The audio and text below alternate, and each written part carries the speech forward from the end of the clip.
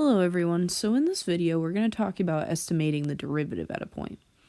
Alright, so in particular, this is something that you could see on the AP exam where they do give you a table and it asks you to approximate the derivative at a point given the table.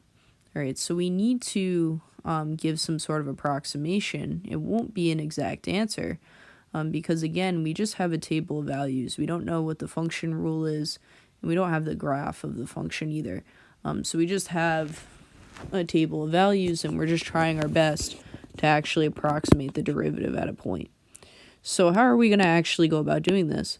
Well, here I'm just telling you that we will approximate the derivative at a by considering the average rate of change between x equals a and an x value close to x equals a. And so here I'm telling you our goal. Okay, so our goal is to pick an x value that is the closest to x equals a. Alright, so in part A, given this table, I want to give the best approximation for f prime of -5. Alright, so looking at this table, I do have the x value, right? -5, and its corresponding output value, which is 60. And so now, what x value do you think I should pick? Which one is the closest in the table to -5? Hopefully you say that it's x equals 0, right? So I'm going to pick this point as well. And so now I'm going to consider the average rate of change in between these 2 points. So the average rate of change here, I'm going to give my approximation. So I'm going to say that the derivative at -5 is approximately my average rate of change formula, which is f of 0 minus f of -5 over 0 minus -5. Okay, and so make sure you do your little approximation squiggle, all right, because again, this is an approximation of the derivative. All right, so it's approximately this average rate of change between 0 and -5, which when I use the table, I get f of 0 is 30 minus 60 all over 0 minus -5, which is 5. So this gives me -30 over 5, which gives me -6. Okay.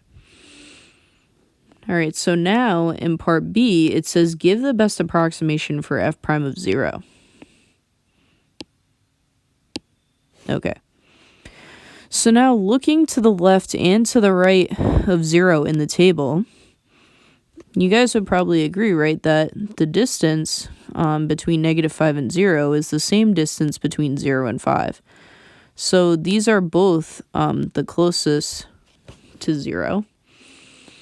So what are we going to do? Which one should we pick? Now, on the AP exam, it doesn't, unless there's another part to the question where you should pick one over the other. If it's strictly just giving you this table, you could pick either one for them would be fine. But here I'm showing you how we could actually find the best approximation. What we do is we actually consider the average rate of change between -5 and 0, and then also the average rate of change between 0 and 5. And then what we do is we take those two values that we get and we add them together and divide by 2 to get an even better approximation for what the derivative at 0 should be. All right, so just so you know, to be more technical, because I have taught this before to a lot of students doing application-based calculus. We call this the left-hand approximation if we're considering the average rate of change between a number that's to the left of our number in question. So in this case, it's 0, right? We're trying to approximate the derivative at 0. So if I consider the average rate of change between -5 and 0, this is what we would call a left-hand approximation because -5 is to the left of 0. Whereas if I consider the average rate of change between 0 and 5, we would call this a right-hand approximation because 5 is to the right of 0. All right, and so again, just building some more vocabulary. If you hear these phrases again by other people, you'll know what they mean. All right, so what I'm going to do is I'm going to consider the left-hand approximation, which is f of 0 minus f of negative 5 over 0 minus negative 5, which is, again, this is the exact same computation as in part A, so you should get that this is negative 6. And so now the right-hand approximation is going to be f of 5 minus f of 0 over 5 minus 0. Okay, and so f of 5 is negative 20 minus f of 0, which is 30, all over 5.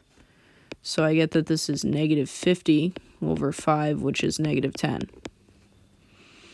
Okay, so now what we're going to do is take the average between the left-hand and right-hand approximation to get the best approximation for the derivative at 0. So this is approximately negative 6 plus negative 10 divided by 2, which is negative 16 divided by 2, which is negative 8. Okay, so again, you could technically give either the left-hand or right-hand approximation on the AP exam if you wanted to, or you could give what we did here. Obviously, if you just gave one of them, either the left hand or the right hand, that would be a lot faster. But just to show you technically what's the best approximation, it would be to find both the left hand and right hand and then take the average.